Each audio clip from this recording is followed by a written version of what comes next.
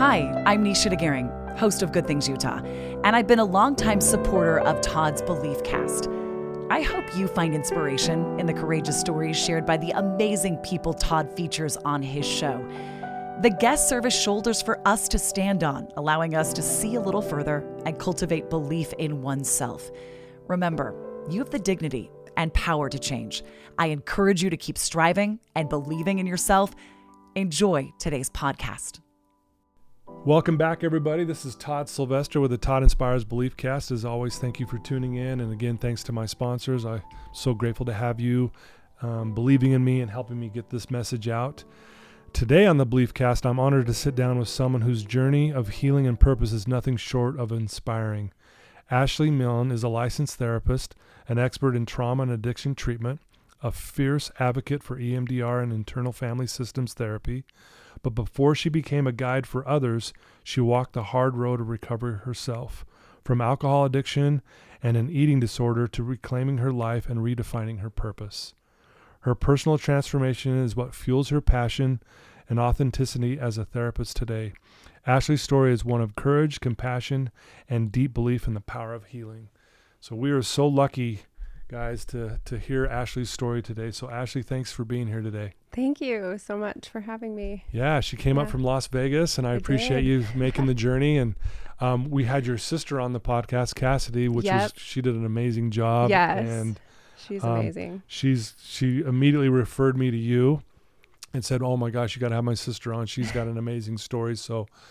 So thankful that you were willing to take some time and be on our show today. Thank you. Yeah. So happy to be here. Okay, so why don't we start with just let our listeners know, where did you grow up and maybe a little bit about your childhood? Yeah, so I grew up in St. Louis, Missouri. Grew up LDS. I am the third child of four.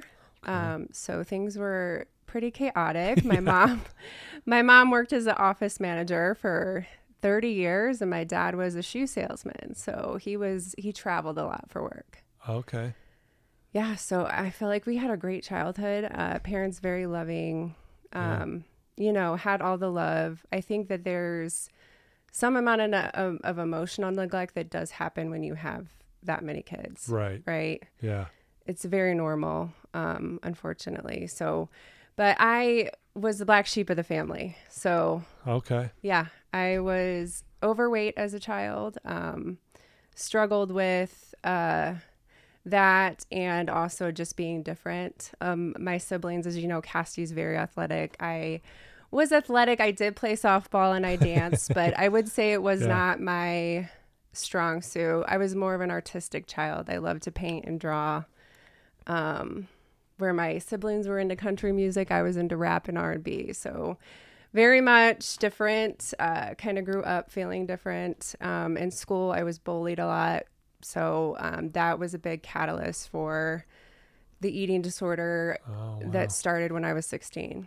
Okay. Yeah. So was the bullying going on for a while, and then 16 is when the eating disorder came about? Or about, fourth, fifth grade, I went to the same elementary school, and then around fourth grade, we moved to Ohio for 8 months and moved back to a different elementary school in St. Louis. So I think that moving period at that time was very difficult. So I turned to food for comfort. I ended up, that's what kind of drove the being overweight. But by the time I got to sixth grade was when I started experiencing bullying. And it wasn't like a ton, but it was enough. Several incidents that did enough damage for me. And then also my brother, I love him so much. And we've talked about this, and he's apologized for how he treated me, but he was a boy. He was mean. He would bully me at home. So it was not only that I was experiencing it away from home, I was experiencing it in the home. Yeah, just being told that I was different, that, he would joke with me and say, "You're from a different family. You don't belong to our family. You must have been adopted," stuff like that. Yeah. Whereas, he's probably joking at the same time, but from your perspective, like, it stung and it hurt, and because you really already believe that, like, man, I am a little different than everyone right now. And then you go to school. Was it to the point where, like, you dreaded going to school? Like, oh my gosh, I got to go to school now because I know I'm going to be teased and bullied? I just felt like the ugly duckling. I didn't feel comfortable in my skin. I didn't like the way that I looked. Yeah, very much just really insecure, not confident. It wasn't to the point, I had friends, so it wasn't to the point where I was like dreading it, but definitely low self-esteem. Yeah. Yeah. So, did your family know? Did you talk about this? Did you come home and tell mom and dad, hey, I'm being bullied at school? Or did you just kind of take that and keep it internal? I kept it internal, you know, and I see that a lot as a therapist with my clients that have been bullied.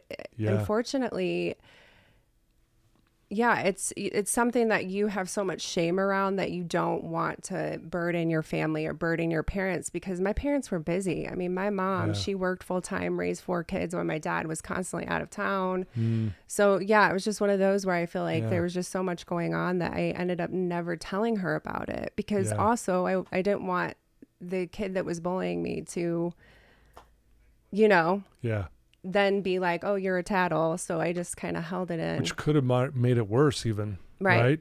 Yeah. Because we hear stories of that all the time. Yeah. You know, you get the parents involved and all of a sudden now it's 10 times worse. And so, I had a little bullying myself when I was about that age as well. And I never thought, well, I'm going to go tell my parents. I just kept it to myself and just tried to act like everything was okay when it really wasn't. Yeah.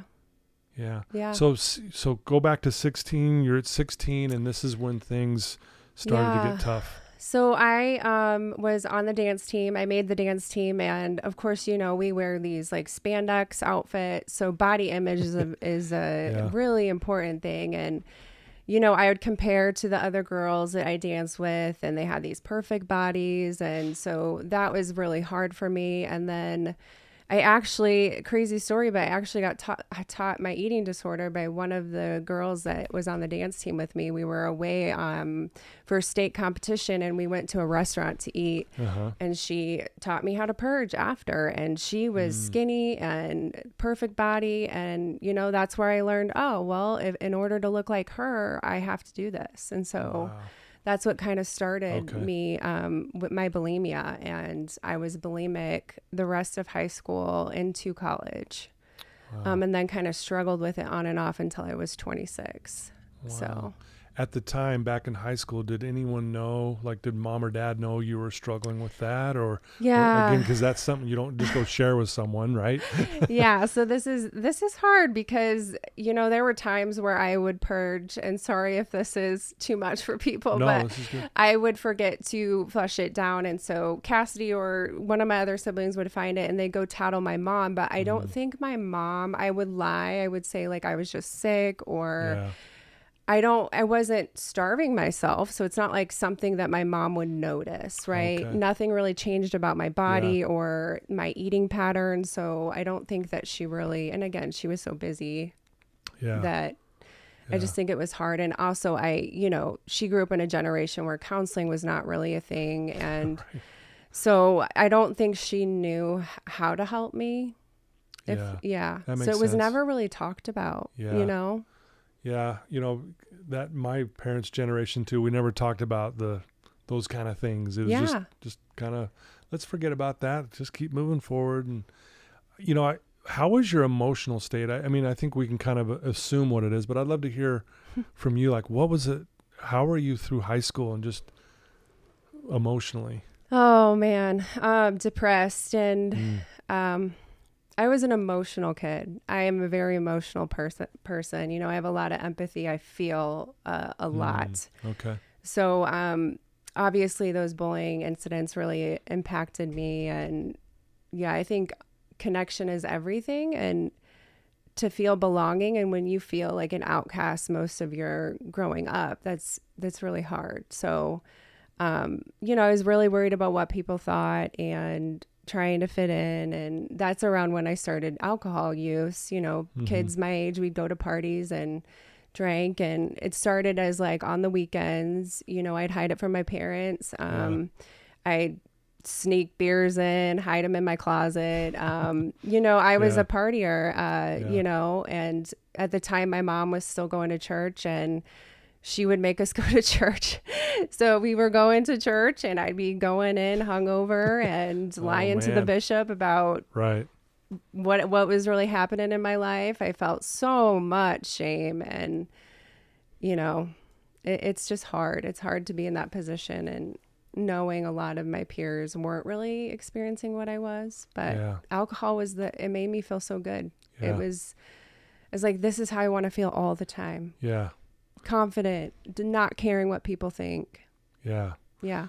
And, it shows how deeply hurt you were. Yeah. Because to have that instant relief, if you will, like you're like, whoa, what a contrast. I went from feeling this to feeling this. Oh, yeah. Well, why wouldn't I want to feel this way? Oh, yeah. Who wouldn't? Right? Incredible. So no wonder that became this thing like, wow, this is what I'm going to do. Yeah. So this went on through for several years, and then get into your story. Yeah. So college, I did all the things, went to college, and I was a functioning alcoholic the whole time. I moved around. I was in Vegas for a couple years. That was terrible for me. Mm-hmm.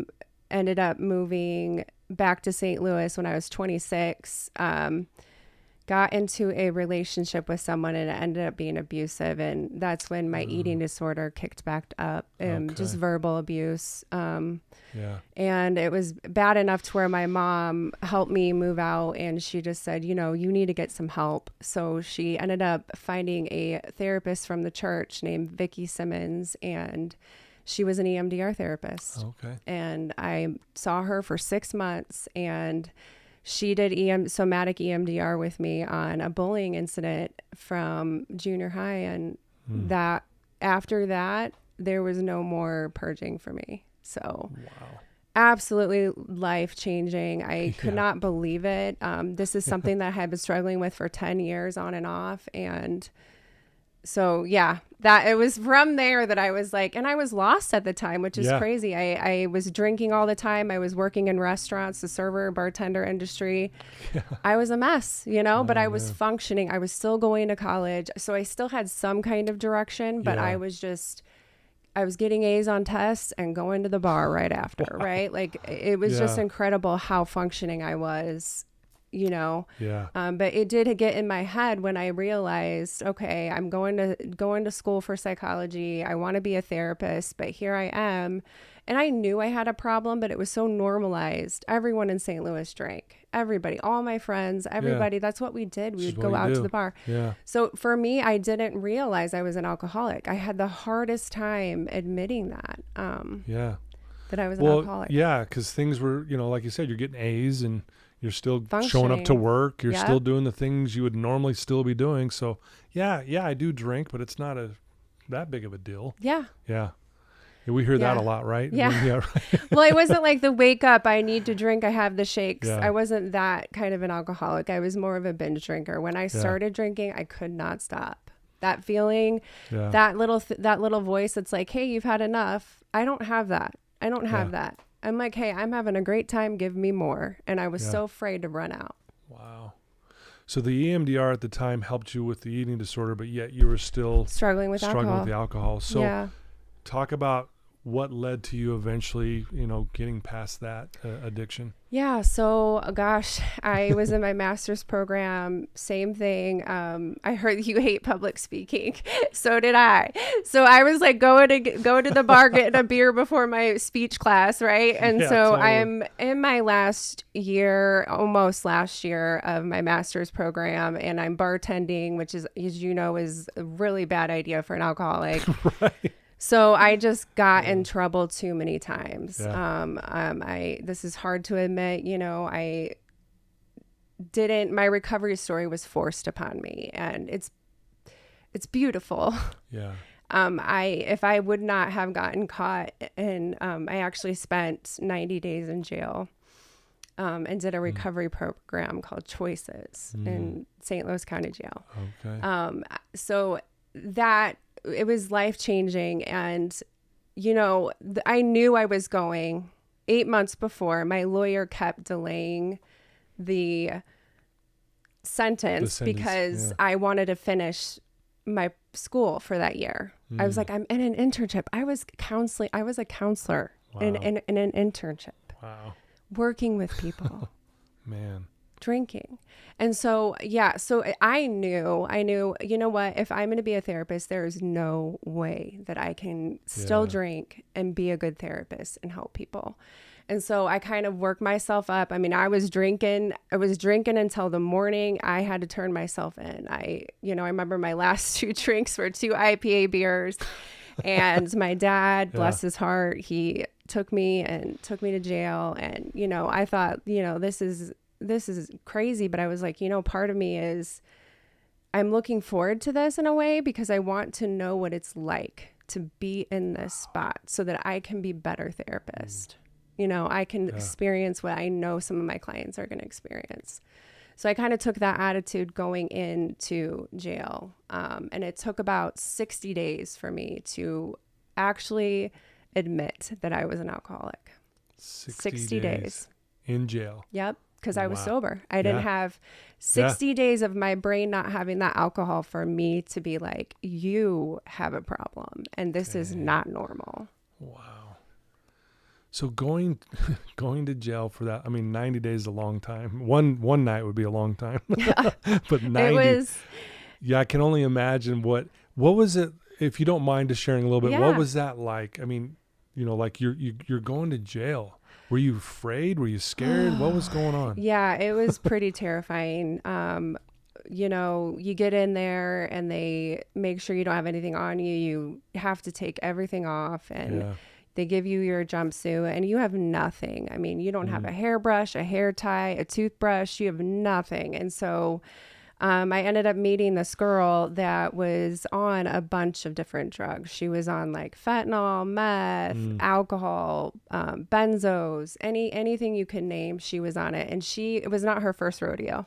So I was next to her, started talking to her. I told her it was my first time. She's like, don't worry, I got you, Well, by this point, I was kind of naive to substance use. I didn't really get into that. I was just strictly alcohol pretty much. Yeah. So I really knew nothing about drug withdrawal.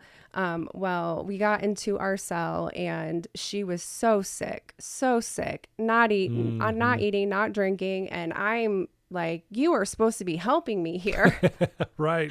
And I didn't know what to do. I'm like, this is horrible. So the first week you literally have nothing, no notebook, no book, no hairbrush, nothing until you get a week in and then your family can put money on your books and you can get all those things. But you're so dehumanized. Oh man. It was the hardest week of my life. So anyway, the guards came to me and they said, you need to help your roommate eat, your cellmate eat. And I'm kind of like, why is this my responsibility? Yeah. But I grabbed her and I said, hey, we need to get you downstairs to get you some food or drink something. So I helped carry her down the stairs and I thought, she's going to fall and this is going to be terrible. Right. I sit her down, I give her 1 sip of juice and she ends up having a seizure. Falls over. I jump on the ground to catch her head so she doesn't hit her head. Man. I'm like traumatized. Yeah. They're like, all right, you're good. You can go back to your cell. So I ended up just going back to my cell. And I think I was so traumatized. I miss roll call. Actually, when you're in there, they want to make sure you're where you're supposed to be. So they say several times a day, you're supposed to stand by your door cell so they can see you. And I miss that. And so they're like, well, you're on 24-hour lockdown. So that means you stay in your cell for 24 hours. And there was no books, nothing. You're just sitting there thinking. Man, I can't imagine how lonely that would feel. And like you said, dehumanizing. The list goes on. Yeah. So here you are going through all of that, and it takes you 60 days to finally go, okay, I have a problem.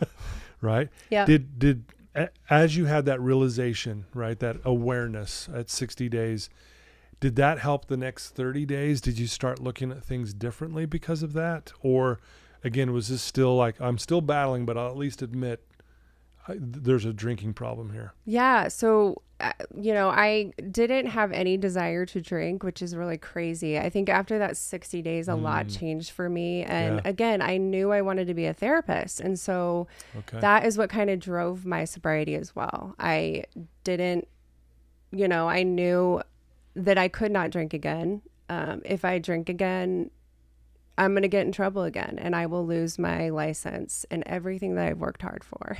All the money that I've spent on school and my education, everything. And I just figured, this is, and I felt good. So when I got out, it was my last year for my master's program. Okay. And so I finished school. I started serving again, but I was working at a breakfast restaurant that didn't serve alcohol. And a lot more, it was just a lot more supportive for where I was. And so, I was able to graduate, and then I had an interest in substance use. So I ended up working at the crisis line for a year, which was interesting. Whoa. Really not my jam. That'd but be intense. Yeah, that crisis counseling is no joke. Right. Yeah. So I did that for a year, and then I got into community health and was working as a substance use counselor for 4 years. Oh, and I loved it. Yeah. I loved working with that population, but it was a lot, and I wasn't able to move forward just, financially. It was really hard to pay for my student loans and just get somewhere. So that's when my sister Cassidy, actually, she's the one that was like, what are you doing? Therapy's like the it thing right now. Like you would make so much money if you just did private practice. And so she's the one that really inspired me to right on to make that move. Cause I was a little nervous with student loans. I was trying to do that student loan repayment. And so I ended up just giving that up because I knew that private practice was where I wanted to be. Yeah. Yeah. And once you started doing that, did you feel like, okay, I think I have found my place? Yes. Did it feel that way? Yeah. I mean, from the time that I saw that EMDR therapist, I knew that's what I wanted to do. Yeah. Now I know you're passionate about EMDR because obviously look what happened, right? Yes. Like, amazing. Amazing. Why don't just take a minute or two, talk about EMDR, let our listeners know, like if they don't know what that is, explain to us what that is. Yeah, so it's basically a type of trauma therapy, but it actually, we can use it for a lot of different things. I use it a lot for addiction, and I use it a lot for chronic pain. But it is basically, we go back and we rewire the brain. We rewire the memory using bilateral stimulation. So what we're doing with that is just engaging left and right brain.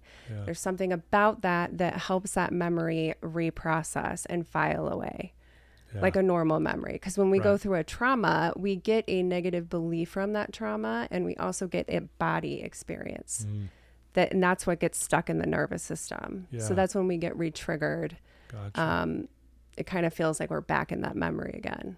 Oh, I love that. Yeah. I've had an experience with that. We do it here at Wasatch Recovery. Yes. And my sister had passed away, and there was a couple clients who had passed away, and then I had a friend who passed away. I mean, this all hit and I was struggling, and we have a therapist here named Wendy who does EMDR, and I went to her and says, man, I'm struggling. And she put me through one session of EMDR. Yep. And I thought, life-changing. because, I've studied it, but I've never done it before. And I thought, does it really work? I did one session, Ashley, and I was like, my gosh, that was unbelievable. Yes. It almost feels like this is weird, right? Because they're it's the weirdest therapy. But I'll tell you, for those listening, it really was a life changing for me in that moment, because it helped me deal with all this death, including my sister's, to where I maybe not 100% peace around it, but it changed my belief system around it. It was amazing. Yeah. It's so hard to tell people how it works and how incredible it is, but there's just something about it that it just takes a weight off. My clients, when they go through it, they are just, I felt that. And they're just, at the end of the session, they're like, I just feel so much lighter. Yeah. That's awesome. It's incredible. Wow. Congrats, first of all. Thank you. I mean, chokes me up because I've been in your shoes, and to see someone go through all of that. And a lot of times, like he even said, you said the word, I was the black sheep of the family. Yep. Do you still believe that now? No. Okay, good. But I would love to hear your thoughts on this. I really believe that life happens for us. I really do. And I think of your story so far, and I know there's a lot more to your story. Yeah. But you get bullied. You're a little different from the other siblings. Yep. You maybe had, you're putting on a little more weight. You were into the arts. You were into this, and just different. And then Yep. you go to school and get bullied, and then you're like, yeah, I'm just different. I'm bad. I'm the black sheep. Yeah. But had you not gone through all of that, you probably wouldn't be a therapist today. Is that accurate? Maybe. Yes, 100%. Yeah. I never went to a counselor before I was 26. Wow. Knew nothing about therapy. Yeah. Things happen for a reason. Yeah. I love the olive branch. It was important to me when I was in jail because, we go through our biggest, deepest struggles and we think our life is over, and it's when it's just starting, but we don't know that till we come over the other side. So I went into jail thinking, this is horrible, so scared to live without alcohol, because I had never done it. Since 16, I had never gone even 30 days without alcohol. And so I needed that. I needed that to get me to realize and open my mind to, hey, like, there's a different path you can take, and it's going to be okay. And you can do this without alcohol. You can live life. And the biggest thing about being in recovery is the freedom. I constantly thought of alcohol, constant. You're constantly thinking about when you're going to have your next drink. Right. And that was the thing that I was like, this is like being reborn. Like you don't have to worry about thinking about alcohol all the time. Yeah. So freeing. Reborn's a good way to look at that. Yes. It's so true. It's like, oh, this is where I'm going to go now. Yes. Was jail your rock bottom, do you think? Yes, absolutely. Okay. 100%. Yeah.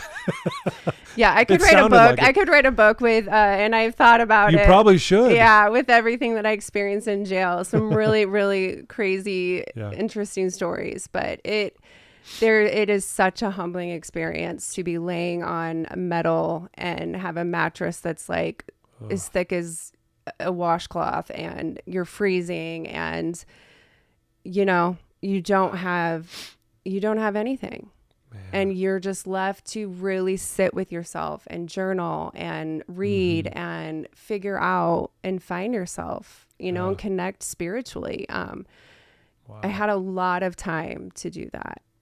Yeah. So it absolutely life-changing.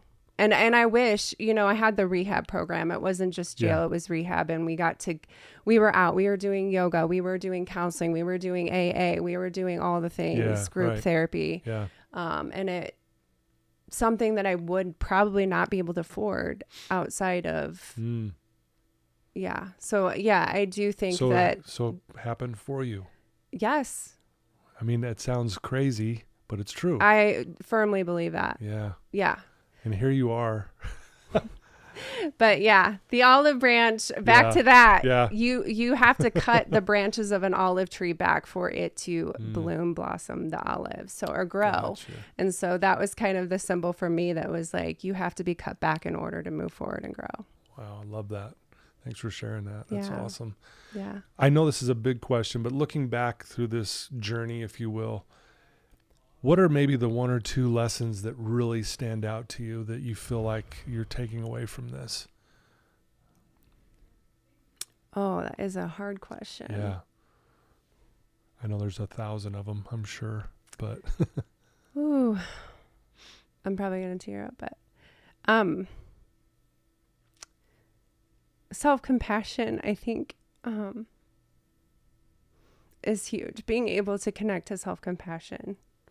And forgive yourself. Wow. Yeah. Forgive yourself for being that person that you don't want to be. Yeah. Wow. I was not a nice person. I put my parents through a lot. Yeah. Yeah. And they've never stopped loving me. They've never stopped supporting me. They are my biggest cheerleaders to this day. That's awesome. So I'm so grateful for them and for my siblings. They're supportive as well. And it's helped me be able to forgive myself. And I think that's the biggest thing I've learned is how important having self-compassion is. I want to take a moment to express my heartfelt gratitude to the incredible sponsors of the BeliefCast podcast. First, Craig from Craig Swapp and Associates. If you need an attorney, he's your guy. Trustworthy, compassionate, always there when you need him most. Next, Wasatch Recovery, the greatest university on the planet, transforming lives one day at a time. Sandy from Minky Couture, the creative genius behind the most comfortable blanket you'll ever wrap yourself in. Comfort like no other. Special thanks to the award-winning pianist Paul Cardall for his beautiful music that brings inspiration to every episode. I love that. Thank you for sharing that. Yeah. You can't have shame and self-compassion at the same time. And you had a lot of shame, is what we heard through your story. Yeah. And for those listening, shame is you just believe you're this bad person. Yeah. And for you to be in a place of, hey, you know what? I have compassion for myself. I have forgiven myself. And I see this a lot with my clients where they are stuck in the shame mindset, and it is the killer. Right? Yeah. It's so hard. Right? Yeah. And I understand too at the same time why they're there. Yep. Right? We felt it. And so thank you for being vulnerable and sharing that. I know that was a tough question that I asked. Because there's a lot of lessons I know you've learned over this whole journey. And if that's the one that stands out, man, that's amazing. Like, I don't know, have you ever heard of the book, The Little Soul in the Sun by Neil Donald Walsh? No. Okay. I have one copy right there. You can see it over here in my office. I've got it displayed. It's a children's book. And I've never done this before, Ashley. I'm not kidding you. I've never done this before. Wow. I'm going to give you that book when you leave. And if you will, read it tonight before you go to bed. Yeah. And you will know for a fact when you read that book why you went through what you went through. You already do know this, but it's going to confirm. Yeah. That's a better way of saying it. You will love this book. I have no doubt that you will be sharing this book with your clients. And I've never done this before. I promise. I just feel prompted that I'm going to share that book with you because it's going to speak to your soul. It is one of the greatest books I think I've ever read in my life. And it's a children's book of all books. Oh, wow. Yeah. Thank you so much. You are so welcome. And I can't thank you enough. Just for, again, here you are being vulnerable with all of us. And it's amazing when this vulnerability is a superpower. Oh, yeah. Right? And I feel so connected to you because of your vulnerability. And I'm sure everyone listening too. Thank you. I wanted to also share a quote with you. And I'd just love to hear your thoughts on it. It's kind of a long quote, but I want to share it with you. And just if you would share with us what you think about it. Is that cool? Yeah. Okay. It's by James Allen. He's famous for writing the book As a Man Thinketh back in 1903, long time ago. But listen, this kind of describes your life a little bit. Okay. And I thought of you when I really thought, I want to share this with Ashley today. Love it. Here it is. When one has reached the lowest point of sorrow, when weak and exhausted and overcome with a sense of powerlessness, he cries to God for help, and there comes no answering comfort and no succor.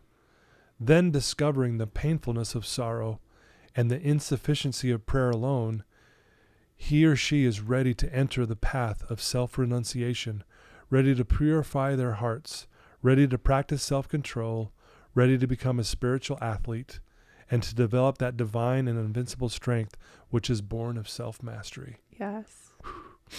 I love that. Yeah. What do you think of that? I know that's a lot there, but... Incredible. Yeah, it's so true.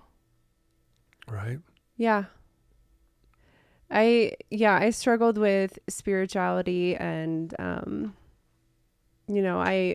being raised LDS, I grew up being taught what to believe, and I always struggled. I was a kid with questions and why? And I just felt like nobody could tell me why. So around 16 is when I kind of fell out of the church. I really, I just wasn't praying anything. And when I was in jail was when I reconnected with God, and I started praying every day and wow. really leaning on scripture, which was something I had never done before, to really guide me and help me through and help me see. And everything just felt so right. Wow. That I knew this was what I'm here for. This is my soul's purpose, was to go through this, was to experience alcoholism and an eating disorder so that I could be here to help other people. 100%. That's amazing. That's my purpose. Yeah, that's amazing. Thank you. Again, thank you for letting me share that, and thanks for your feedback on that. Yeah. If there's someone right now listening to your voice, listening to you talk right now, and they're in a dark place, and they're struggling, and they're not sure what to do, what would you tell that person right now?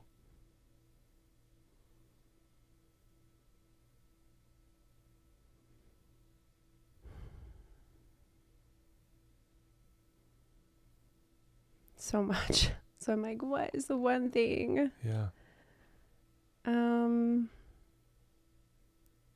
You matter, and you are loved, and recovery is possible.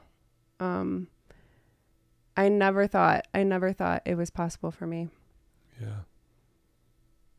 And it's beautiful, so I understand that it's scary. It's scary to think, how could you live life without substances or alcohol? And I am witness to that. It is a beautiful life after that. And it really does still your soul. Yeah. Yeah. Yeah. Okay. Thank you. Yeah. I'm going to give you another tough question. Okay. What do you love most about yourself? Man.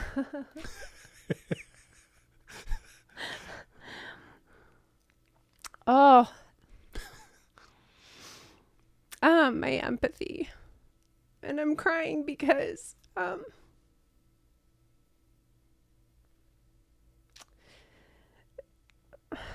sometimes I feel like I have too much, or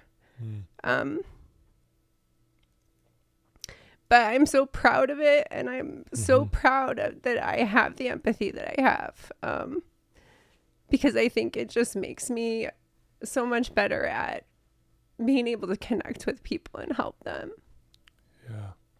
But it was something that also led me down the path of addiction, my empathy, because I felt so much. I was such a sensitive child that, it was kind of like, I'm too much, you're too much. Yeah. And now it's something that I hold dear and I'm so proud of. Yeah. Yeah. Amen to that. Thank you for your vulnerability and your empathy. Yeah. And again, I really believe you went through all of this for this very reason. And I'm sure your clients absolutely love you. I'm sure you're amazing at what you do. If people want to reach out to you and they want to know more about what you do and maybe even use you as their therapist or whatever, what would be the best way for them to do that? Yeah, you can just either connect with me on Instagram at recoverytherapist.ashley, or actually I have a Psychology Today profile. Oh, okay. Yeah. Where you can easily find me if you look up my name. Great. Well, I encourage anyone listening to this who might be struggling and maybe they've tried other therapy modalities that aren't working, but I'm here to also testify with you. EMDR is the real deal. Yes. It's amazing. It really does. It's just amazing how it works. But if you need help, please reach out to Ashley. If you have a loved one, please reach out to them as well and have them reach out to Ashley. I know for a fact that she would be ready and willing to make a difference in their life. Absolutely. And I will put your links in the show notes so they can get right to you. Okay. And I encourage all of you to do that. If you have a loved one who's struggling as well and you're not sure how to break the ice, and maybe this happens a lot where they're afraid to bring it up. Yes. Send them a link to this episode with Ashley Oh, yeah. And they will be inspired after this to talk to you, and it'll break the ice. You can ask them and follow up. What'd you think of Ashley's story? And that'll start a conversation, and that will lead into getting some help. So please do that. Ashley, I can't thank you enough for being on my show today. Thank you. And for taking some time out of your busy schedule. It means a lot to me. Yeah. I think the world of your sister, and now I put you right there with her. I think the world of you. Thank you. It's so cool to get to know people on a level like this. And you guys are great. You're great. Thank you. If there's anything I can ever do for you, moving forward, I'd be happy to help in any way I can. Okay. I love like-minded people where we've been through it, and we need each other sometimes too, so if you ever need anything, let me know. Yeah. Does that sound all right? Yes. Yeah. Thank you so much. You are so welcome. Thanks for being on the show today. Thank you. Yeah. Well, there you go, folks. Ashley Milne, please reach out to her. The link's right there, like I said, in the show notes. Just click on that and check out what she's doing. She's amazing. Thank you for tuning in. I love you guys. You guys have been so fantastic. Your support means the world to me. And also, again, to my sponsors. Without you, I wouldn't be able to do this show. So thank you. It means the world. Love you guys. And again, Ashley, you're the best. Thanks for being here. Thank you. All right. Take care, everybody.